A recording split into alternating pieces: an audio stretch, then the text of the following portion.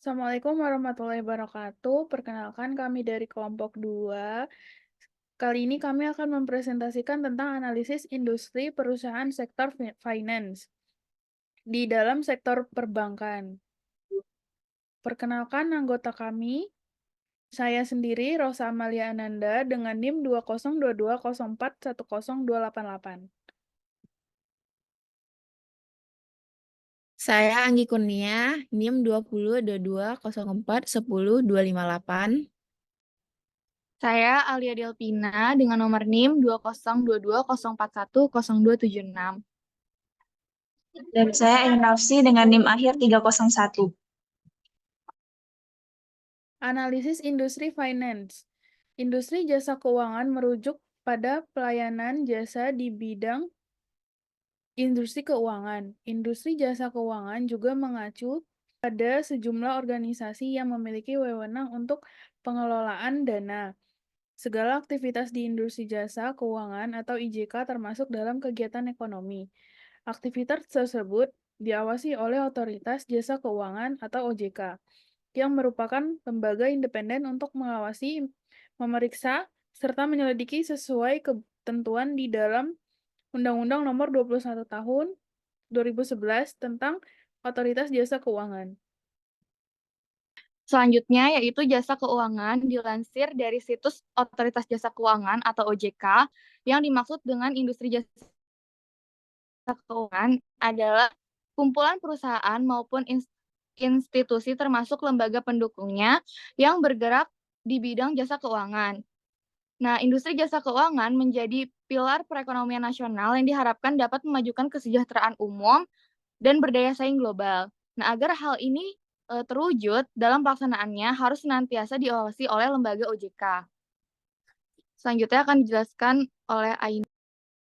Selanjutnya merupakan analisis industri finance, di mana menurut Otoritas Jasa Keuangan atau OJK, di tengah potensi perlambatan pertumbuhan ekonomi global, industri perbankan Indonesia per Desember tahun 2023 tetap resilient dan berdaya saing. Hal ini ditunjukkan oleh data di mana ROA naik 0,02% dari bulan sebelumnya atau bulan November sebesar 2,74%. Sedangkan untuk NIM-nya itu juga naik 0,02% dari bulan sebelumnya sebesar 4,81%. Dan juga CAR atau modalnya itu turun 0,2% dari bulan sebelumnya pada angka 27,65%.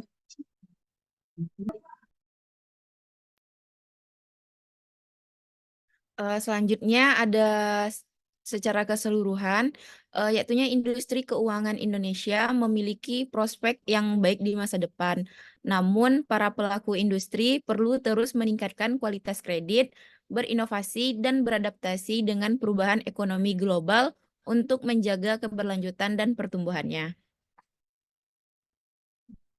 Baik, selanjutnya saya akan menjelaskan tentang PT Bank Sinarmas Tbk. Bank Sinarmas adalah salah satu bank komersial yang beroperasi di Indonesia.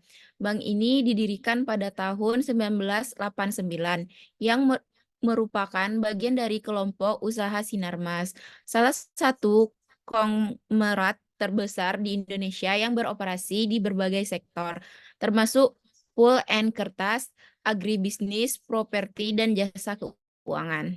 Selanjutnya ada price to earning ratio. Nilai per BSIM-nya yakni 10,82, rata-rata perindustrian perbanknya senilai 14,72, dan nilai per BSIM lebih rendah dari rata-rata industri perbankan, menunjukkan bahwa harga saham BSIM relatif lebih murah dibandingkan dengan bank lainnya di industrinya. Hal ini bisa menjadi indikator bahwa BSIM undervalued. Selanjutnya ada PBV, Price to Book Value Ratio, yakni nilai PBV BSIM 2,24 dan rata-rata PBV industri perbankan 1,75. Nilai PBV BSIM lebih tinggi dari rata-rata industri perbankan, menunjukkan bahwa harga saham BSIM relatif lebih mahal dibandingkan dengan nilai bukunya. Hal ini bisa menjadi indikator bahwa BSIM overvalued. Selanjutnya ada ROA atau Return on Asset. Nilai ROA BSIM yakni-nya 1,77%. Rata-rata ROA industri perbankan 2,05%. Nilai ROA BSIM lebih rendah dari rata-rata industri perbankan, menunjukkan bahwa probabilitas BSIM dari asetnya relatif lebih rendah dibandingkan dengan bank lainnya di industrinya. Selanjutnya ada ROE, yaitu Return on Equity. Nilai ROE BSIM yakni-nya 10,21%. Rata-rata ROE industri perbankannya senilai 12,03%. Nilai ROE BSIM lebih rendah daripada rata-rata industri perbankan, menunjukkan bahwa probabilitas BSIM dari modalnya relatif lebih rendah dibandingkan dengan bank lainnya yang di industrinya. Oke, baik. Untuk bank selanjutnya yaitu Bank Simniaga. Jadi PT Bank Simniaga ini adalah salah satu bank swasta terbesar di Indonesia yang didirikan melalui merger Bank Niaga dan Bank Lipo. Nah, pada tahun 2008, bank ini menawarkan berbagai produk dan layanan perbankan termasuk kredit, deposito, tabungan, dan layanan wealth management.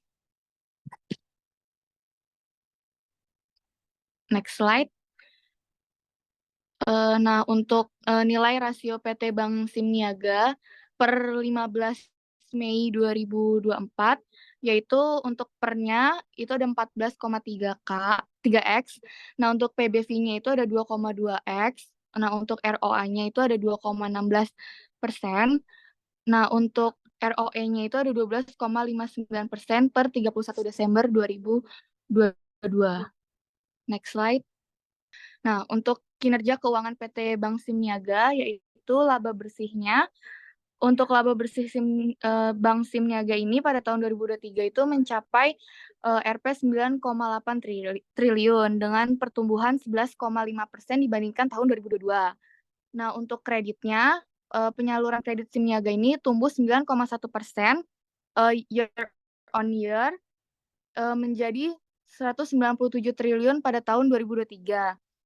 Nah, untuk dana pihak ketiga atau DPK-nya, PT Bank Simniaga ini meningkat 8,8% year on year-nya menjadi 243 triliun pada tahun 2023.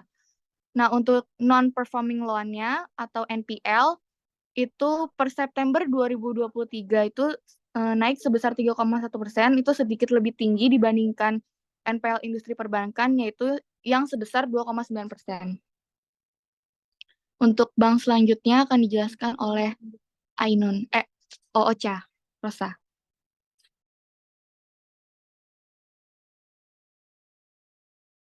Baiklah, selanjutnya ada PT Bank Tabungan Negara. PT Bank Tabungan Negara Persero atau yang biasa disingkat BTN adalah bank BUMN yang fokus pada KPR dengan kinerja keuangan yang stabil. Bank ini memiliki beberapa kekuatan seperti pangsa pasar terbesar dalam KPR dan jaringan yang luas. Bank ini memiliki beberapa peluang untuk tumbuh di masa depan, seperti pertumbuhan sektor perumahan di Indonesia dan perkembangan teknologi digital. PT Bank Tabungan Negara memiliki analisis rasio. Yang pertama, per BTN per 15 Mei 2024 adalah 13,47x. Dibandingkan dengan rata-rata per industri, perbankan di Indonesia sekitar 15x per BTN tergolong rendah. Hal ini menunjukkan bahwa investor mungkin menganggap BTN undervalue dibandingkan dengan bank lain di industrinya.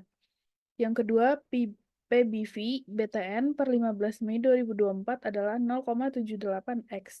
Dibandingkan dengan rata-rata PBV industri perbankan di Indonesia, sekitar 1x, PBV BTN tergolong rendah. Hal ini menunjukkan bahwa investor mungkin menganggap BTN undervalued dibandingkan dengan bank lain di industrinya. Yang ketiga, ROA BTN per 2023 adalah 1%. dibandingkan dengan rata-rata ROA di industri perbankan di Indonesia, yaitu sekitar 2%, ROA BTN tergolong rendah. Hal ini menunjukkan bahwa BTN kurang efisien dalam menghasilkan laba dari asetnya dibandingkan dengan bank lain di industrinya. Yang keempat, ROE BTN per 2023 adalah 12,8%, dibandingkan dengan rata-rata ROE di industri per bank di Indonesia sekitar 15%. ROE BTN tergolong rendah, hal ini menunjukkan bahwa BTN kurang efisien dalam menghasilkan laba dari modalnya dibandingkan dengan bank lain di industrinya. Berdasarkan analisis per PBV, ROA, dan ROE, PT Bank Tabungan Negara tergolong undervalue dibandingkan dengan bank lain di industrinya. Hal ini menunjukkan bahwa BTN mungkin merupakan peluang investasi yang menarik bagi investor yang mencari saham yang undervalue. Baik, selanjutnya akan dibacakan oleh Ainun. Oke, terima kasih atas waktunya. Nah, pada kesempatan kali ini saya akan mengulik tentang Bank Rakyat Indonesia, di mana dari analisis perusahaan itu dimulai dari kinerja perusahaannya. Kinerja perusahaan dari Bank Rakyat Indonesia terbagi dalam 3 tahun terakhir, tahun 2021, 2022, dan 2023, di mana kriteria pertamanya itu laba, penyaluran kredit, dan juga kualitas kredit. Nah, tiap tahunnya itu terlihat sangat fluktuatif, di mana pada laba tahun 2021 itu menunjukkan angka 7,7%, tahun 2022 37,5%, dan juga tahun 2023 menunjukkan angka 22,1%. Nah, sedangkan untuk penyaluran kreditnya pada tahun 2021 itu menunjukkan angka 9,3%, pada tahun 2022 menunjukkan angka 11,4%, dan tahun 2023 menunjukkan angka 4,8%. Sedangkan untuk kualitas kreditnya, Bank BRI pada tahun 2021 menunjukkan angka 3,1%, tahun 2022 menunjukkan angka 2,9%, dan tahun 2023 menunjukkan angka 3%. Nah, poin yang kedua yang perlu dibahas dalam analisis perusahaan ini yaitu rasio keuangan. Rasio keuangan di sini menjadi empat bagian penting. Yang pertama yaitu profitabilitas, yang kedua likuiditas, yang ketiga solvabilitas, dan keempat efisiensi. Nah, profitabilitas ini meliputi ROE dan juga NIM. ROE pada Bank Rakyat Indonesia ini menunjukkan peningkatan yang baik selama periode tersebut, di mana dia naik sebesar 27,1%. Sedangkan untuk NIM itu dia terkesan stabil di kisaran 5,2% sampai 5,3%. Selanjutnya yaitu likuiditas, di mana likuiditas ini terdiri dari current ratio dan juga quick ratio. Nah, current ratio di sini mengalami penurunan dari 2,1 menjadi 1,6. Sedangkan untuk quick ratio dari Bank BRI itu juga mengalami penurunan dari 1,5 menjadi 1,2. Nah, untuk poin selanjutnya itu solvabilitas, di mana ada debt to equity ratio. Nah, debt equity ratio ini mengalami peningkatan dari 38,9% menjadi 43,5%. Sedangkan untuk efisiensi atau BOPO ini menunjukkan tren penurunan dari 83,1% menjadi 80,4%. Next.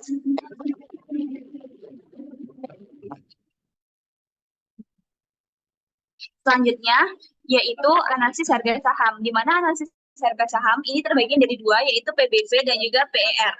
PBV ini di PBV PBRI di 2,2 kali per Mei 2024 itu lebih tinggi dari rata-rata industri perbankan, di mana rata-rata industri perbankan itu 1,5 kali. Nah, hal ini menunjukkan kemungkinan bahwa BBRI itu overvalued, dan juga untuk PER-nya adalah di angka 13,7%, 7 kali per 15 Mei 2024, di mana lebih tinggi dari rata-rata industri perbankan. Nah, hal ini menunjukkan adanya kemungkinan overvalued dari Bank BRI ini. Nah, hal lain yang harus diperhatikan yaitu faktor, di mana ada beberapa faktor yang mempengaruhi, mulai dari pertumbuhan ekonomi, penyaluran kredit, kualitas kredit, efisiensi operasional, regulasi pemerintah, dan juga persaingan. Next.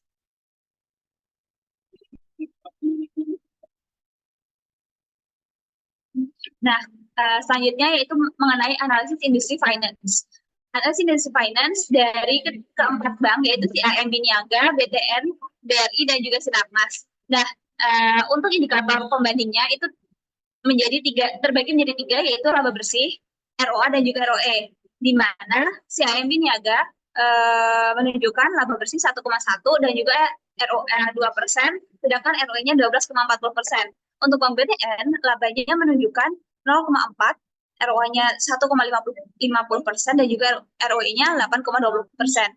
Sedangkan BRI menunjukkan angka laba bersih sebesar 8,6%, ROA-nya 3,10% dan juga ROE-nya 14,90%. Sedangkan untuk Bank Sinarmas, laba bersih menunjukkan angka 0,7%, ROA-nya menunjukkan angka 1,60% dan juga ROE-nya menunjukkan angka 10,40%. Nah, untuk slide selanjutnya akan disampaikan oleh Anggi. Jadi kesimpulannya, berdasarkan data di atas, BRI memiliki laba bersih tertinggi dari ROE tertinggi, CIMB Niaga memiliki ROA tertinggi, dan BTN memiliki laba bersih terendah.